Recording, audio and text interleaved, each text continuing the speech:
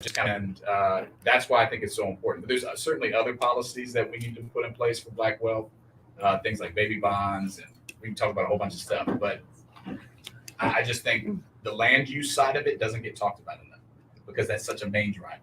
Real quick, for those, because I know some of you in the back said you can't hear, but we have space. If you want to come in, you can bring a chair. Okay. Oh, child. That's a good catch. I know. Look at Siri. See? I can't stand iPhone. Siri's like, girl, you called me? I didn't call you, Siri. Look. See, look. Mm-hmm. Siri, no one's talking to you, Siri. Okay, hold on. There you go. See? There you go. Okay. Yes. Andrew with a hand on her business, but we ain't gonna talk about that. Okay. You wanna? Yeah, we got to give you the mic, I think. Here. Okay, yeah, can be loud. I used to live in Montgomery County. I loved Montgomery County. I moved from New York, and I just fell in love with Montgomery County. They had great schools, they had great housing at the time. And at the time, they had, I think what's called an NPDU program, moderately priced dwelling unit program, access to rentals, and they also had a purchase program. But the purchase program seemed, it was like a really weird number. It seemed like they couldn't house enough, they couldn't get enough people in the housing. And I wondered if that was by design. Like it was easy to get into the rental properties. It was really difficult to buy the property in Montgomery County using that program. Like what's the point of having the program if you can't utilize it? Yeah. Like what are they doing to improve the program so that people can buy in Montgomery County using the program? Yeah, great question. So moderate priced dwelling units was an innovative thing in the 70s. We were the first in the country to have where if you build 100 houses, 12.5 of them, so 13, had to be affordable at a 60% area median income. So that's like, it was supposed to be said like teacher, firefighter, or whatever. And, so the area median income right now is around 115,000 in this area. So 60% of that is like 60, 70,000. Still not low income, but just trying to make it like workforce housing. So that's only 12 units though. And the number has not changed since the 70s, demonstrably. So for the need, it's just not high enough. So one of the things I'm trying to work on is raise that number, right? So like to 20% or to more. So they have to build, and this is what the developer has to build up front, right? And it gets baked into the cost of the land and they're used to it now, but that number has stayed for a while. So one, we need to increase the number so that there's more supply, right? Prices go up. There is a supply demand issue. You don't have enough, you have something that people really want, the price of it is going to go up. And if you're a homeowner, that's good and bad because that means your property tax assessment goes up, but you do get more value if you do want to refinance or sell at some point. So you need to have more housing. But then to your point of the home ownership program, you need to make it at levels, we were just talking about this too, like that it actually impacts, like you can use it. A lot of times with these programs, you have to be so low income to qualify. If you're middle income or the subsidy is so shallow that it won't actually help you. So we've tried to increase down payment assistance and closing costs, which are things that we've noticed people are having trouble with. But the short answer is it's not enough. And we need more at the federal level too. I mean, because a lot of this money, if you think about the waiting list for an HOC voucher, which is our like affordable housing voucher, give you money to go live somewhere. We have a 37,000 person waiting list. Wow. Just in our county. And it's even higher if you go across the state. So it's a challenge. We're trying to make it a better program, but the development community pushes back hard, as you might imagine, if you want to raise. See, my whole point is like, I want you to make money, but I want people to be able to live too. Right. And yes, ma'am. Hello. Yeah. When you speak into the mic, it's best like this. That's how the teen girls do it. See how this can't hear you. This I can hear you. Oh, you want to? Okay, gonna hear you. Okay, I'll help you. We'll repeat it. Yes, go ahead. Okay, she's doing a master's in real estate development at George Mason.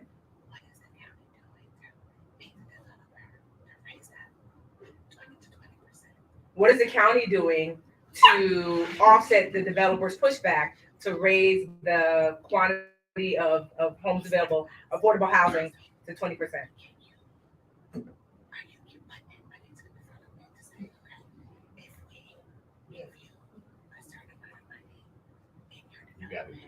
Yeah, so,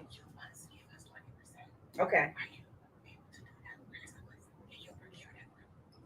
All right, so she's just basically asking what can government do to create more affordable housing, not just this area, because I think it'd be great because people are watching from all over, yeah. from all over. And Yeah. what role? So what role can you play? But what role can we play in helping to do that? Great question. So, as I mentioned, you're investors. So the levers we have are foregoing taxes, right? So a tax abatement. And I'm willing to do all that, by the way, but I just want to make sure that it's a good, fair return. That's the big thing. Because when you're asking me to say, you don't have to pay taxes, and that's a cost to that. That means schools, things that taxes fund, roads. What are we getting in return? So we do have that level, and we will put money into it. Yeah, if you have money, make the rules. Theoretically. But then let's talk about the voting thing. So you know who the number one contributors to political campaigns are? The developers. Number one by far, not even close. Not even close. So yeah, it's really hard. So I have a bill right now, 40% of our county rents. And that's pretty true in Prince George's and other places too. A lot of people rent. We have 1.1 million people. So that means like 400,000 people who live in rental housing right now. Okay, so people in the room. It's a little lower in this room, but it's like 30% in this room. Right now, there is no restriction on what rents can be raised year to year. So you can get an increase of any amount. And I've seen people nodding that has happened, right? And I was a renter for most of my life. Yeah, well, no, you can raise year to year. They can raise your rent once a year. No. Single family on rental, you can raise it any amount. Any amount. Not on single. I'm talking about renting. Yeah. Well, some leases may have different rules, but I'm saying there's no law prohibiting unless you contract. If you contract to say that, you can say it. So we're trying to pass a bill now that would set a cap that you can't raise it more than 6% a year. And then just to give you context. If you're paying $2,000 a month, 10% increase is $200 extra a month. That's a whole nother payment, right? And that's just in 1 year. That doesn't mean next year you might get. And for most people, they're living. These are homes. These aren't just like past people live in rental homes for 15, 20. Like these are homes. So I'm saying that we want to cap it, and they are fighting us so bad. Like we're literally right now. Like I have a hearing on Monday trying to pass this bill, and I don't know what's going to happen because they just want the option. Now, and even if you look at, and I know you study real estate, I know if you look at normal increases, most developers and landlords only raise at a reasonable rate. It's around 2%, which is normal. But when 40% of a million people rent, even if 5 to 10% are raising and crazy, that's tens of thousands of people. So you have to have a protection in place. So that's one thing we're trying to do.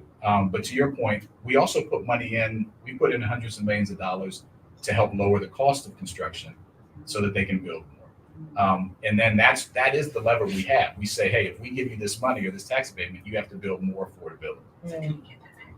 Do we get it back? Yeah, in some individual projects. But what I want to do is raise it. Like I want to get it before they come to us. Because right now the 12.5% they have to do just off the jump. And I think that number needs to go higher because we need to build more.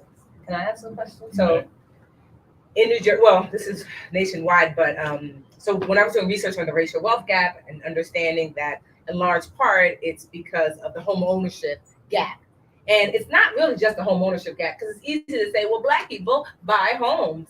But I found in my research that Black homes are undervalued at about $40,000 on average. And that happened during the pandemic. For me, I live in Newark, New Jersey, largely Black.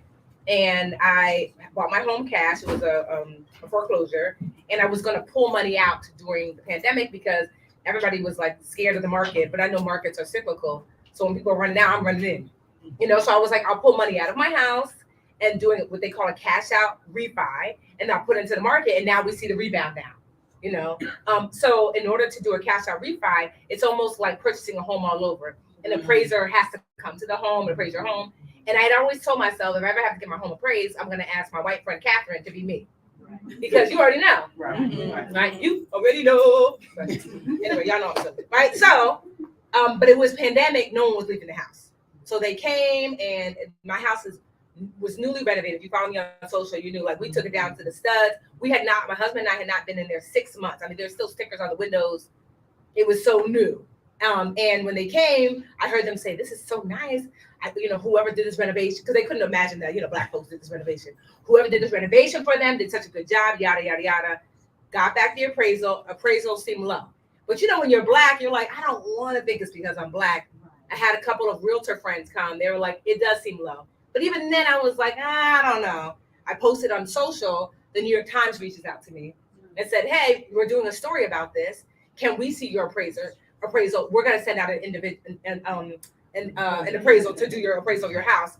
Sure enough, about $40,000. Mm-hmm. And not on that, I thought, well, things are susceptible to, like, what an appraiser thinks is worth whatever. No, there were things in my appraisal that were purposefully done. So, for example, I didn't know like what certain letters mean in your appraisal process. And some of it will say your home is a brand new home. That's one letter. It's a tear down home. That's another letter. It's a wear and tear house. That's another letter. And there's like, it's a newly renovated home. There's all these letters. And they had listed my house as a wear and tear, as if it had years of wear and tear. That's not accidental. When you just said this newly renovated home is so beautiful. Right. And then the comps that they chose were all like tear downs or broken down homes. Right. That's intentional. And so I was like, me with all my access, all my knowledge, I did not know what to do. What do you do? Instead, I just got frustrated and left it. But that $40,000 across the board is costing the Black community $156 billion in wealth. Wow.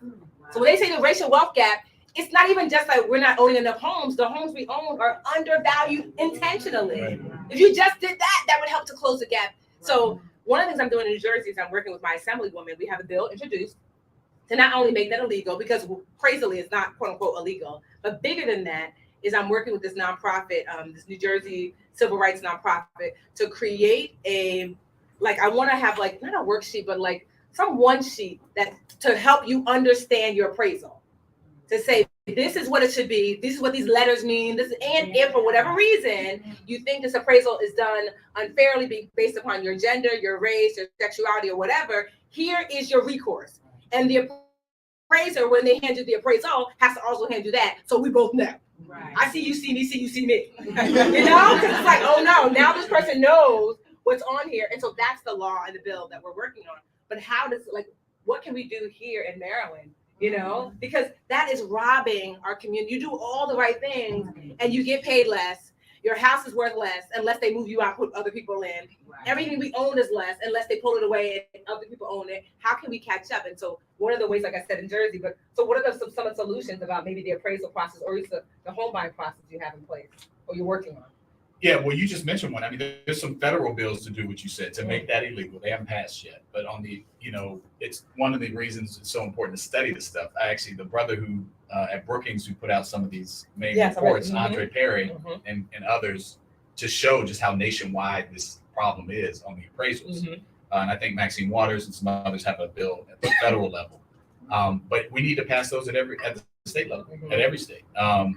And locally, to your point on the education side, making sure that people know what their rights are. We fund this thing called the People's Council, so that or the Office of the People's Council, they have them in other parts of Maryland. It's like, because land use and housing can be very arcane. Like to your point, like who knew what those symbols were until you dug into it. And so having someone you can go to at the government to say, okay, is this right? Do your Department of Housing, like what should I be looking for? Having those resources, I think that's another thing we can do as government to help with the education side. And again, then making it illegal so that you have a right of action. When you question it, a place you can go to get a quasi-judicial review of the appraisal. Okay, no, some of y'all, so don't be shy, ask questions. I was talking to these lovely ladies here, and they're in two different stages of their lives. So we were walking, and we were talking about the same thing, housing. And I just turned 38 on Monday. And happy birthday! Wait, we got Akeisha too. Where's Akeisha? Man in the computer. Oh, because her birthday too. I was like, we gotta do a nice black happy birthday when she comes in for everybody. I started working on my financial stability late. So I was kind of one of those ones that went to school and $43,000 in debt, and well, not debt because it's education. And I didn't know in the beginning. Well, my mother was telling me, but you want to make it and do it on your own. I didn't know. Okay, I should have gotten a better co-signer, and so I was a part of those 10% student loans. So it took me. And then I realized on my own the snowball method and things like that. And so I paid down the $43,000, but it took $60,000.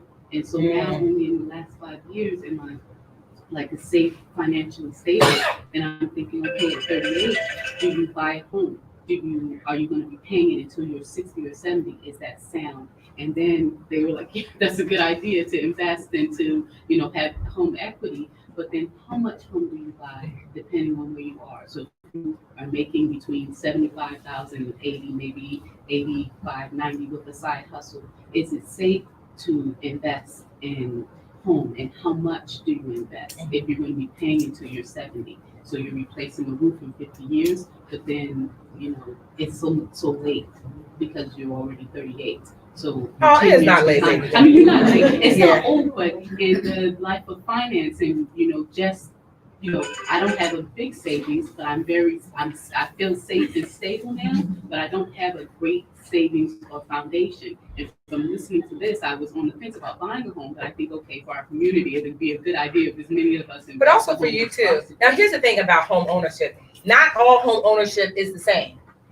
Some people purchase a home that's well outside of their range to be able to afford, to your point. So if you want to approach home ownership, it is the most expensive decision you're going to make. That's why it's crazy to me that, I just bought a condo and I wanted to see it like a fourth or fifth time. They were like, again? I'm like, I tried on Target jeans. This place is worth $500,000. I'm going to see this many times as I want. Right? Because I want to make sure. Right? So you want to make sure that the home that you're purchasing fits within your financial landscape. So whether it might be you're going to purchase a multifamily to get help with the mortgage, right? Or you might say, everybody wants to live in the heart of whatever the hot city is, but you're probably going to be outpriced. 20 minutes, 30 minutes out, you can probably afford something more reasonable for you. So the rule of thumb is, which I don't know how realistic it is now, is about 30% of your gross should go to home costs, And so looking okay, if no more than 30%, yeah. So let's just say, I don't know, you make $100,000 a year, no more than $30,000, dollars. Now, here's the thing, so you have to run the numbers. I like the fact that you're running the numbers to ask yourself, but because who owns a home in here? How often have you replaced your roof? 25 years. Yeah, so I know, because sometimes they'll tell you, and then you gotta, and then, I'm not gonna pretend like a home doesn't have its issues, but sometimes they list it as if every year the roof goes out and the boiler and so now that's not necessarily true, but if you purchase a home with the thought this is an investment, and you purchase a home not in the hottest area, instead we're maybe an upcoming area, then you can see the home's value grow over time. Like right now, everybody has so much to say about Newark, but about 5 years ago when I first started to look to buy a home in Newark, they were going for $50,000 over asking. And guess what? It wasn't us. It was. So I'm like, oh, so they telling us, no, not Newark, not Newark, but they were coming and buying in droves. I'm from DC, so it was chocolate. Yeah, now it's So you have to keep your ear to the streets and really see where are the areas that are upcoming. And so now I purchased my home for $180 in Newark, and now it's worth $500,000. And that was 5 years ago in Newark, New Jersey. And I purchased another property from the city. The city had a tax deed sale for homes that people had just abandoned. I purchased it for $10,000. I put $130 into it. I just sold it for $300,000. You see what I mean? And so that's what I mean. Some people are like, oh, girl, not me, not Newark. I'm like, okay, not you. I got $1 million worth of real estate now. Because real estate is a lever. I want you to think of a lever like a doorknob. Right. A small little doorknob can open a big old door. And so real estate, you can leverage because you can put down 3% with the FHA loan to get a much larger access to much larger asset. If purchased properly, it absolutely will change what your net worth looks like. How long would you want? To what age? Starting at 38. to make sure the house. Well, you don't have, because you can do a 15-year mortgage. You don't have to do, so I suggest this. So always go for your 30-year mortgage. And if you want to pay it off in 15 years, do that. That way, if you ever have a hard time, you can drop down and get your eagle on and get back to that 30-year mortgage. You know, so because homes, you never know what's going to happen in your life. Like I was able to purchase my property. I mean, I don't have any mortgage. I'm debt free like a toddler. So I wouldn't worry, like, I'm gonna still owe until I'm 80. That's assuming you're never gonna make more money. That's assuming the worst. You're 38, girl, you're so young. Or that your house isn't going to appreciate. Exactly. Yeah. And so my parents bought their house in Westfield, New Jersey for $250, which was big money back then. That house was worth over $1 million. Mm-hmm. I said, my parents, you're millionaires, don't ask me for no money.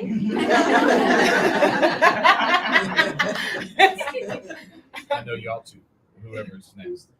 You have the mic, so. Oh, great. I have a question about paying off debt versus investing in your business.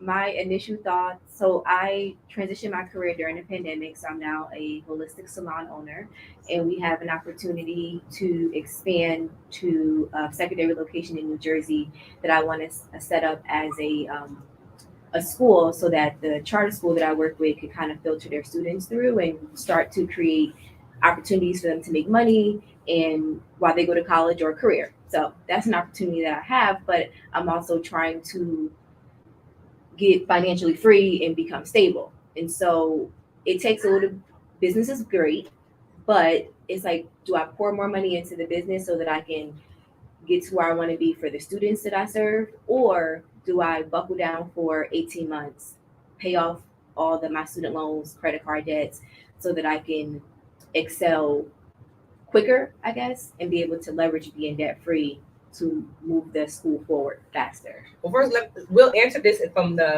what for businesses in Maryland. Like, what are the benefits to being a small business? Like, what, like, yeah. I think that way you can understand, like, well, here's some of the benefits of small business, and then I'll answer like the financial. The financial piece, yeah. And Thank obviously, Tiffany is the expert there. Not all debt is created equal. She'll talk about all that. But so, are you small business in Maryland? I am. Okay. Yes. So there are benefits both on the tax side, and on depending if you want to expand. So those would be the two buckets of things I'm going to talk about, and it all depends. The details are always the details. But if you, I'm assuming you're already writing off your business expenses. Yes. But I have noticed with small business owners a trend, and 90% of business are small business, by the way. It's we need more small business. That many of our businesses of color and smaller businesses are not appropriately doing their taxes.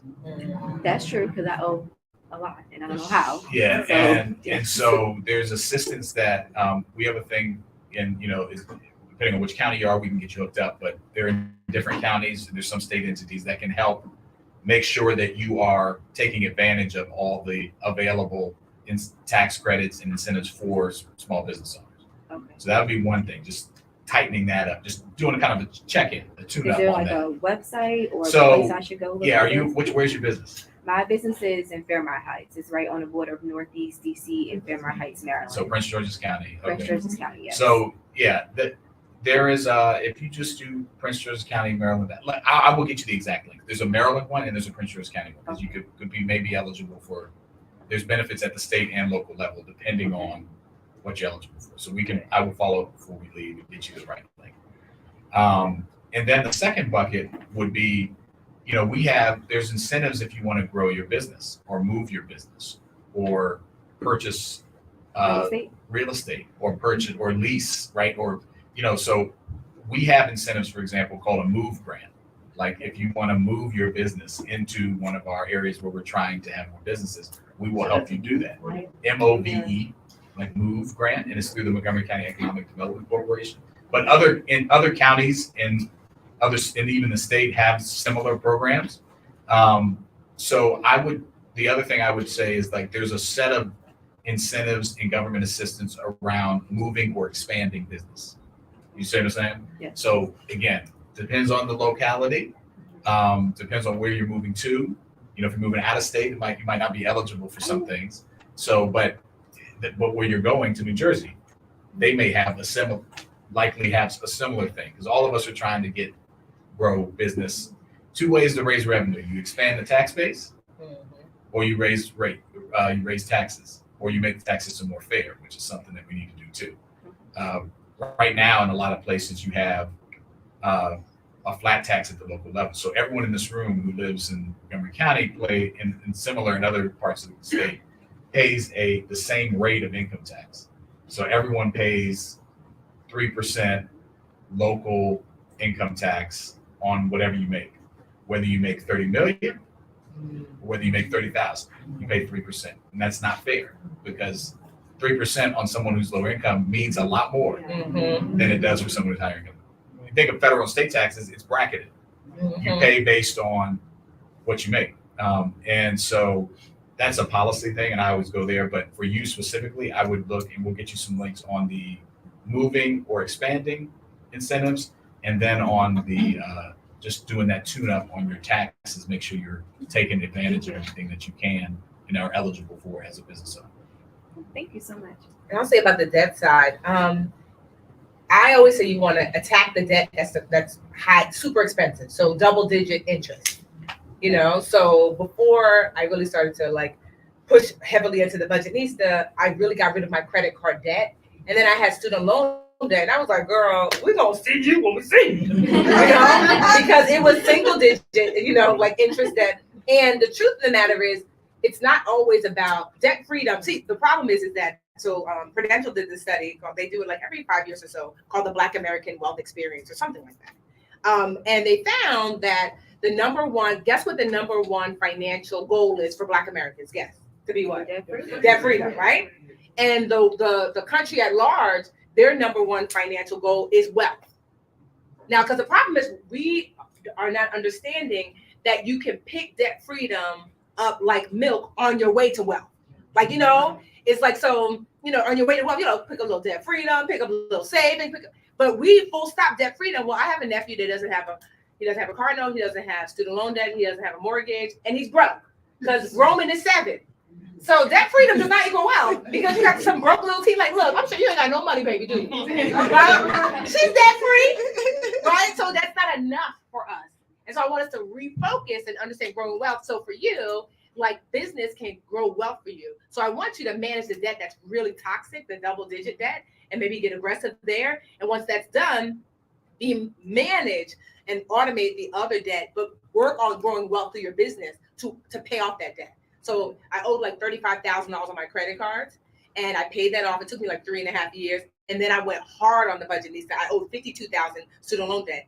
And I just paid, like, I had forbearance, for deferment, a little bit here, a little bit there. And then one day I wrote a $52,000 check. Wow. Because the Budgetnista provided, because I worked on wealth. So by the time then, I didn't just have $52,000 for my debt. I also had $180 for the house. And I also had $10,000 for the house. You see what I mean? Because I had decided to work on growing wealth, it allowed me to also get debt freedom. So that's just thinking about that across the board, is that, like, attack the super expensive debt, you know, and once that's taken care of, really work on growing wealth, because it'll help take care of the other things too. Okay? Yes, thank you. You're welcome. Who else? Who's next? Oh. Okay. All right. You're next. Yes. I'm staying with the debt issue. As a small business owner, is it better to focus in on business credit that could perhaps increase your ability or your direction to wealth? Well, first I'm gonna have Will answer. How do people get access to, like, are there, like, because we have the SBA in, like, Jersey. So if a business wants to expand, like, what access to capital do they have here in Maryland? Like, what does that look like as a business owner? Yeah, so obviously SBA, but I think you were asking about, like, you'll answer the question, Yeah. underlying question. So obviously SBA, but we also have a small business administration at the state. We have the Montgomery County Economic Development Corporation at the local level. We have a number of other organizations like CDFIs that help us, the Latino Economic Development Corporation. Now they work with Black and brown folks. They will help with access to capital.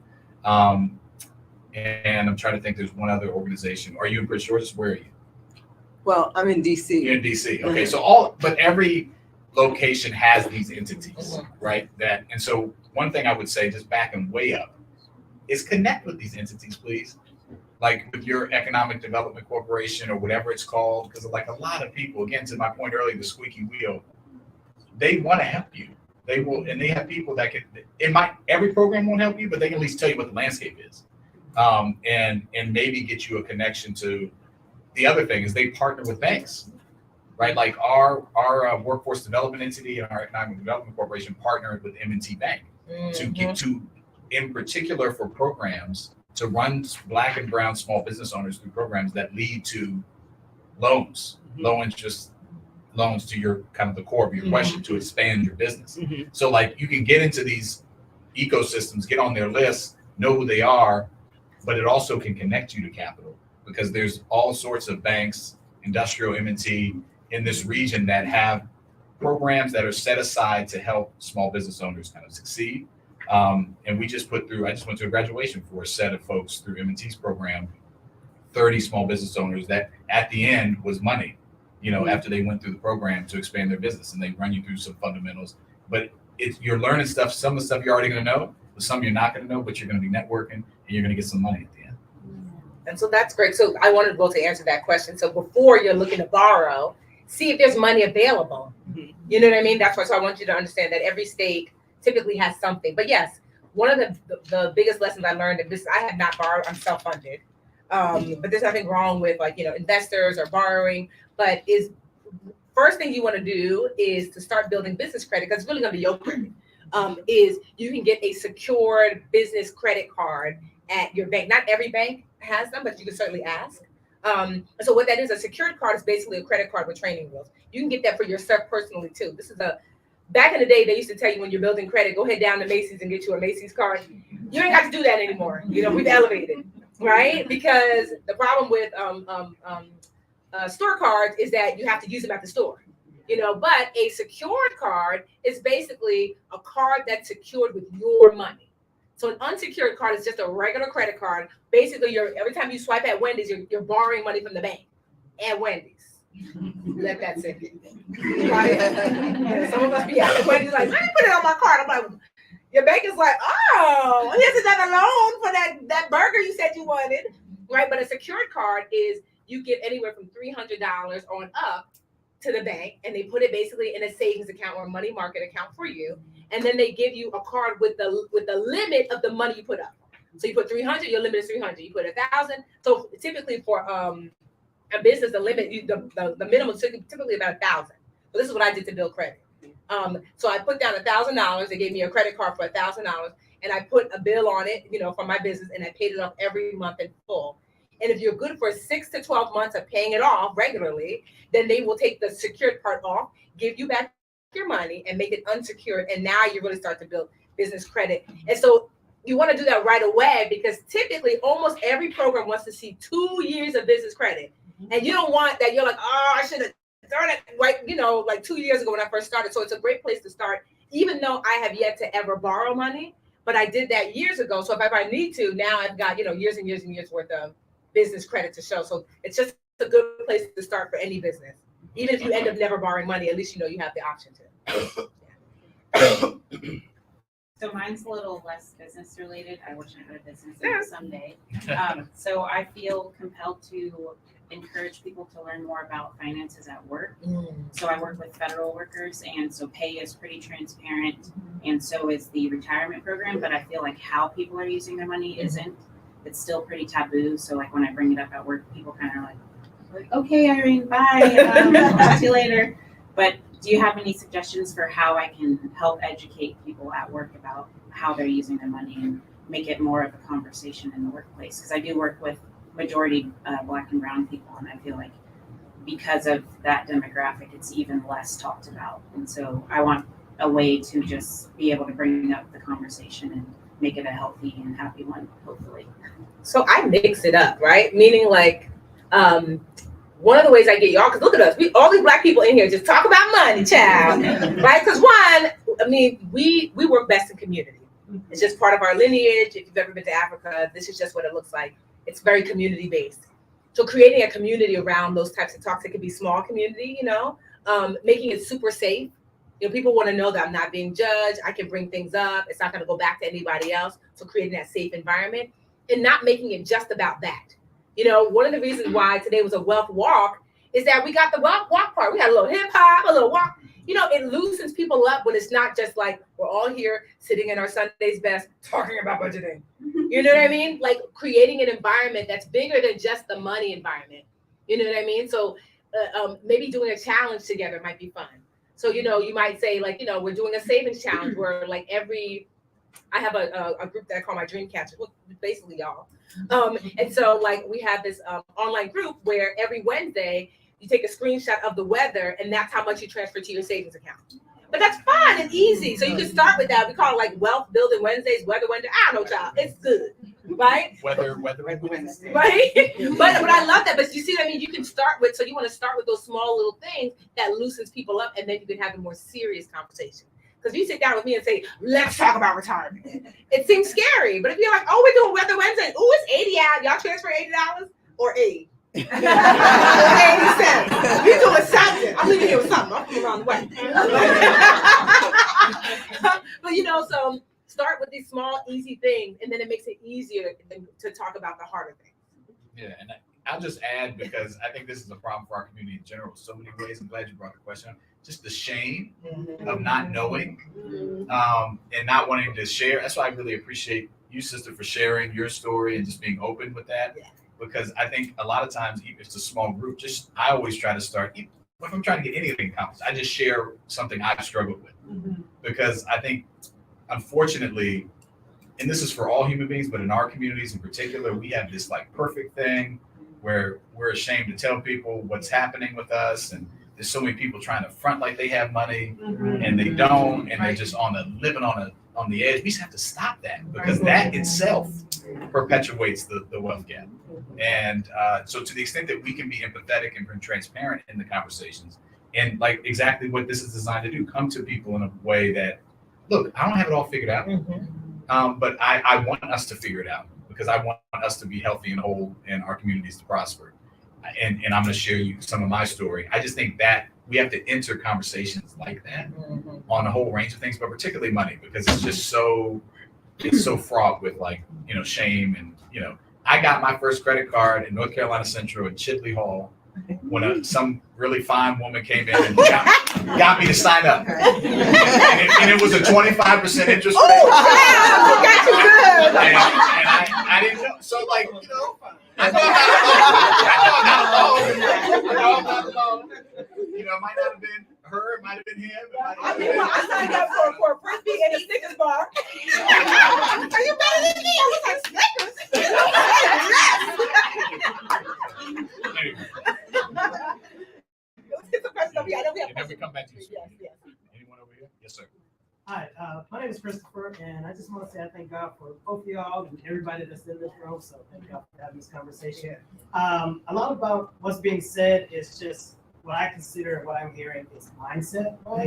And again, I appreciate the conversation, but my question would be, what would maybe be, besides the Budgetnista book, maybe 3 top books that you would recommend that we can continue on this journey? Okay, so financial books. So I'm trying to think the ones that I read. So, I mean, you don't have to be a woman, but one of the ones that I really like, David Bach, it was this book called Smart Women Finish Rich. That actually is what started me on his books. I saw him on Oprah. I'm dating myself. And I remember it was the first time that I saw someone talk about money that wasn't mean. You know, like his book was really encouraging. And so although it said Smart Women Finish Rich, I mean, you know, money is just money. It's just, and so he also has this one book called The Automatic Millionaire. That was, I think, the first financial book I ever read. And I was like, really, that's it?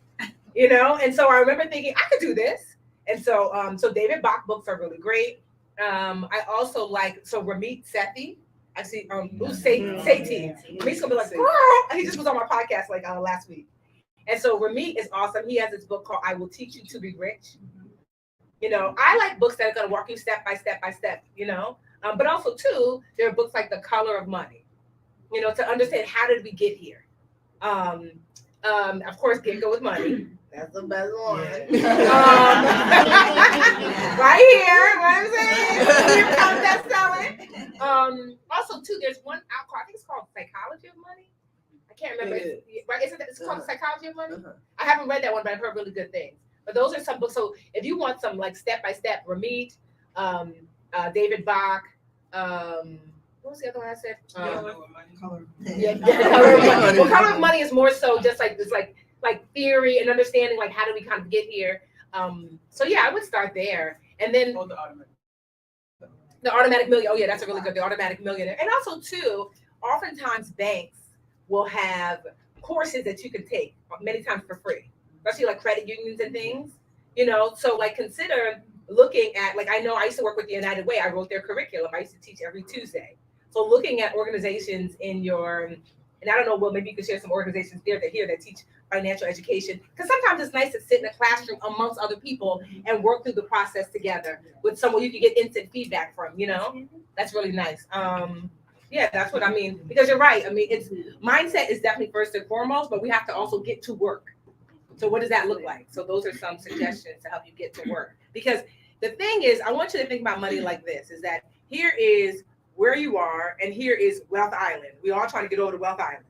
Now, in order to get to Wealth Island, you have to drive this car over to Wealth Island, and that car is what was I going to say? The car is knowledge, right? But it has to be fueled by something, you know? And so you have to make more money. It's not just enough to manage.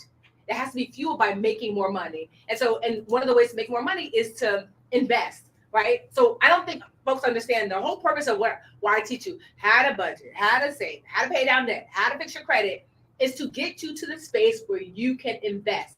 Because you're not going to budget your way to wealth. You're not going to save your way to wealth. All of that is just so you can have the foundation to grow it, you know? And so you can grow and gather enough like acorns so you can finally grow some oak trees.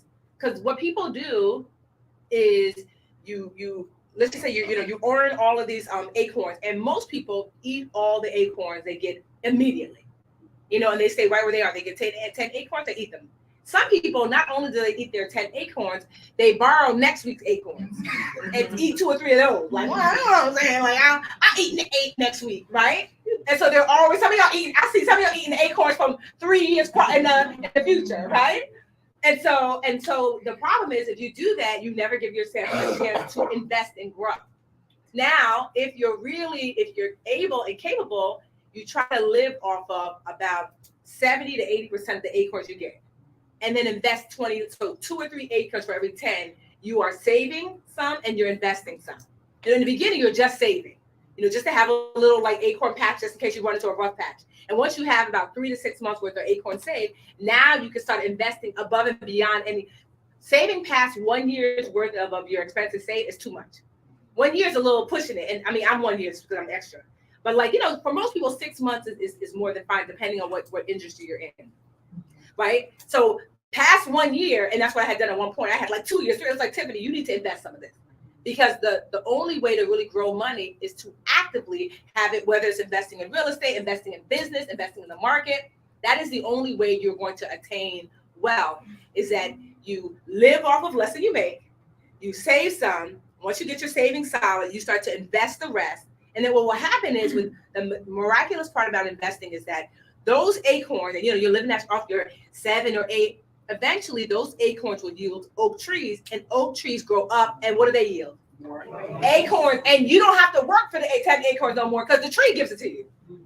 And so that's what you're working toward, is that you're putting aside enough that you can literally grow your own money in your backyard. And so now I don't have to work really if I don't want to, because I've worked for the last 15 years and lived under my means in such a way that I have enough that my oak trees are in my backyard. And it's enough to sustain my current lifestyle, which, you know, I don't live like some lavish. You're not gonna see me in a Lambo, you know? And so that's the ideal, where I'm like, okay, I make enough in my own backyard that can cover my basic needs. If I had to retire or something happened, I didn't want to work, okay, and that's the goal. Does that make sense? That loop makes sense? Yeah. Okay, good. And I just go to you, young lady, in a second. I just want to give you a couple things. So you mentioned United Way. They have a thing called Cafe Montgomery, which is the Coalition for the Advancement of Financial Education, free financial education. So Cafe, CAFE, Montgomery. And then the Maryland Cash Campaign. So if you're outside, there's a cash campaign, CASH campaign in Maryland. and they have a Maryland Cash Academy, also free financial literacy for business owners, personal, really great resources. Like people poo-poo this stuff, but it's like really good resources. And then I wanted to mention too, it's so important what Tiffany said. The playing field is not even, but if you do what she's saying, you can still get ahead. And my job as elected is try to make the playing field more even while you're doing it. And so we need to do both, right? Like we need to have a foot in both spaces. We need to understand the rules of the road, make them more fair, and then pursue wealth creation and building. And the stats are so out of whack as far as like investment for Black and brown communities. Like it's like stark. And we tend to, even if we have income, we don't invest.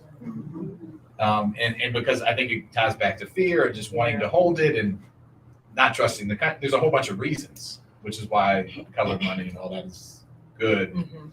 But we have to step out and do that. And that is, I've seen that in all income brackets. And so part of it is just trusting that you can make those investments. And I know, and I want to speak to this too, it's harder to live off. I remember someone was nodding over here like, yeah, right, like living off of 30% of, or paying at least 30% of my income on housing. It's hard to do that. Most people now are paying 40, 50, 60% of their monthly income on housing. And so it's why we need policies like to make sure rent is stable and to build more affordable housing. So there's other things that need to happen to make it easier for you to do it, but the principles are still sound. So, yes, young lady. I'm going to take one more after her. You mentioned funding for expanding your business. Where would I get the funding to start a business? Oh, well, that's you. Let's go.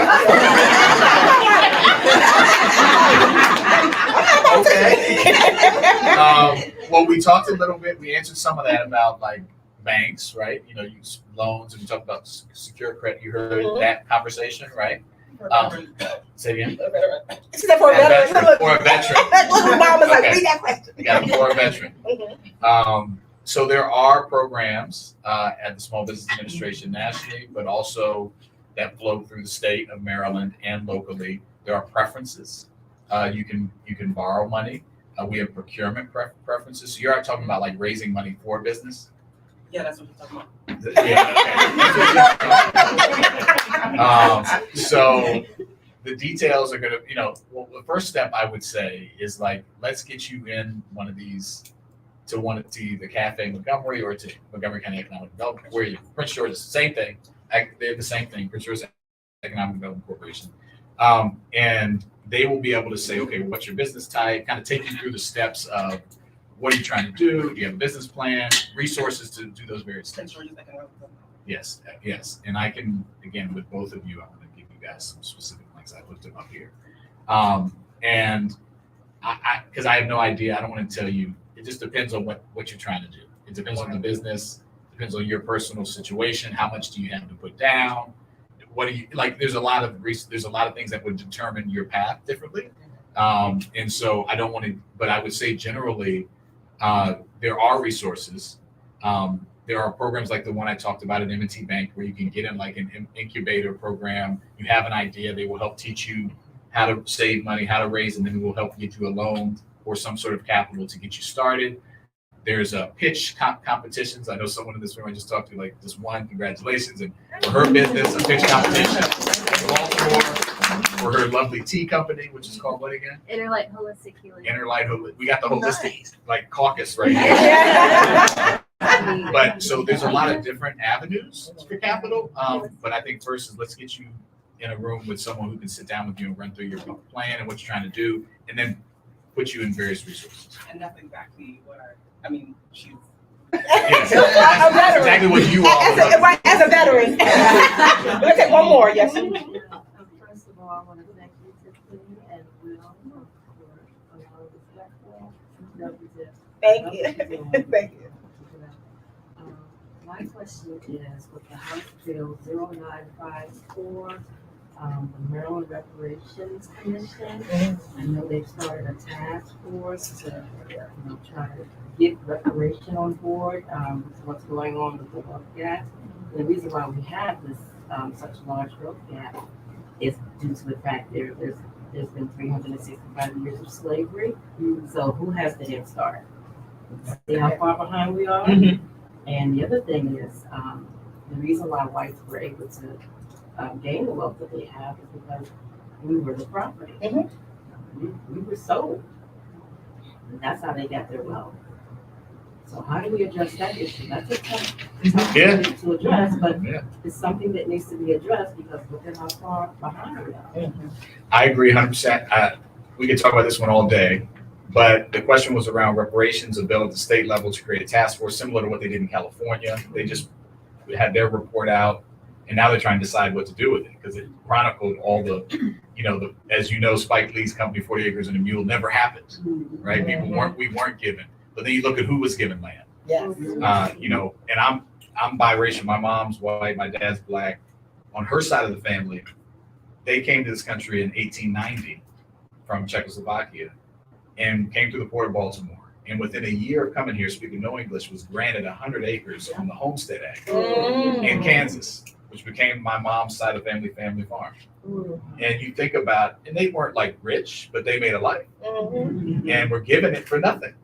And so, you think about things like that's a really direct example of where when African Americans were released, we're given nothing, and it just actually we're promised something and given nothing, and we're asked to then become sharecroppers and come the whole Jim Crow, whereas other immigrants were given 100 acres. And so one of the questions, so I would say two things. Yes, we need to study it and document it, and then do something about it. And I think the investment in communities, because the advantage of being segregated is that the community, we know where we need to invest in the institutions. And in some cases, I'm not against cash payments. I think if you can do the lineage, I'm not against it, who land was taken from. If you look at all the cities that we have in this state, in this region, you can trace back we celebrated Juneteenth. You can trace back most of the cities, the city of Bowie, the city of Gaithersburg, to families that were enslavers, that had many hundreds of people, thousands of people in bondage and built their wealth on our backs. So it is absolutely an important question. What I try to do on the policy side is to say, okay, if you're coming to me, I'll never forget this. We had a developer who said, this family has owned this land for 100 years. I said, well, how did they get it? And they come to me and say, they say, well, we want to develop our land. And I said, okay, well, I want you to give me 50% affordable, right? Like if you're saying, because we owned a little bit, the county did, and so they needed us to give them that land. If I want to give you this acres, I want you to develop. And they were like, well, it's our land. I said, well, how did you get the land?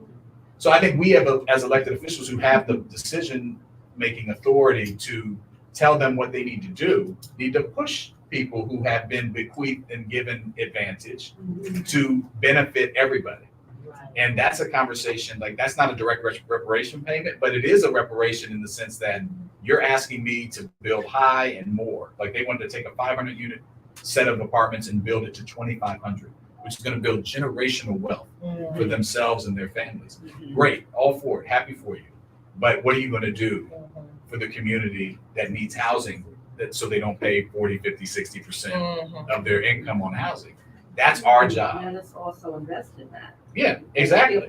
Exactly. So I agree that it's I do think that there's a challenge right now in the country where Trump and others have said, if you do well, you have to do worse. That's what I actually call the big lie. And I think there's a danger in the reparations conversation of fueling that flame. So we have to tell the truth. We're literally fighting a battle right now to tell the truth about our history. That's why DeSantis and everyone is banning books, right? Because if you know the truth, it's going to be hard to turn away. If you know who owns stuff and who didn't get to own stuff, it's harder for you to now say to me with a straight face, well, everything's equal, and so anyone who has land should be able to do whatever they want. No, there's a public interest here. So I just think that we have to approach it from an inclusive way, though. So I try to say, no, I want you to do well and you to do well. And we all have a responsibility in that. And atoning for our sins and the policies of the past, for redlining, for disinvestment is a way to make everyone do well, which is good for everyone. If you do better and you're adding to the tax base, that helps the entire community. That reduces crime. That, you know, it's all positive. And I think we have to use that type of framing around reparations. But I do agree with the concept, and we should not be scared of knowing what happened. So I know I'm going too long. No. Can you can give us just a call to action? What can we do? Yeah. One, I just want to say, can we just give ourselves a round of applause? So,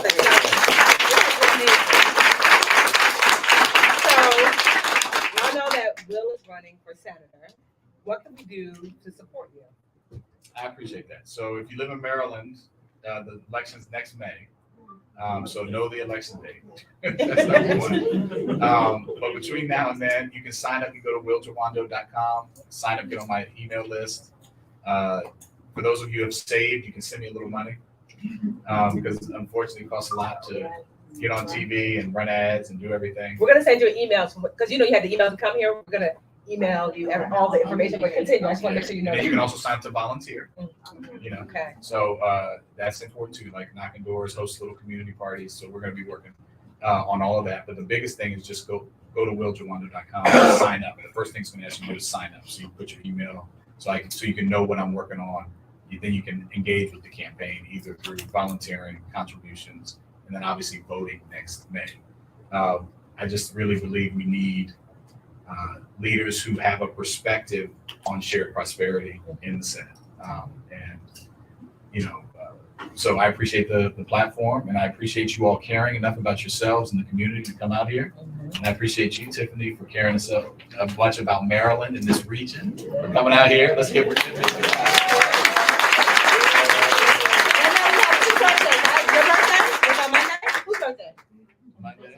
Monday, and we have Akeisha, right? Anybody's birthday within the last week? On Wednesday? All right, we're gonna give a nice Stevie Wonder happy birthday, Black version only, okay? Happy birthday to you. Happy birthday to you. Happy birthday, happy birthday to you. Happy birthday to you. Happy birthday.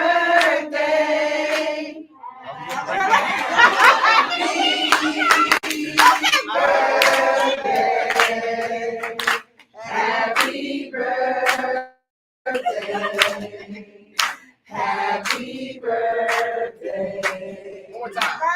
Happy birthday to you. Happy birthday to you. Happy birthday.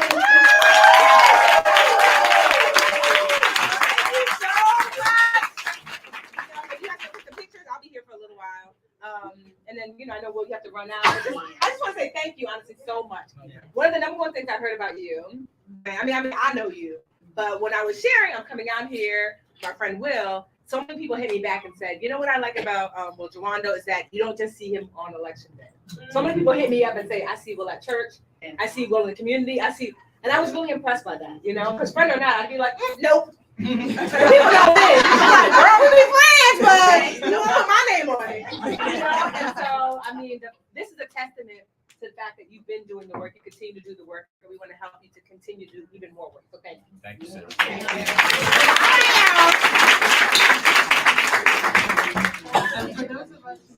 Right. Bye, social media. I hope you enjoy. Oh, I'm gonna say happy birthday. Okay.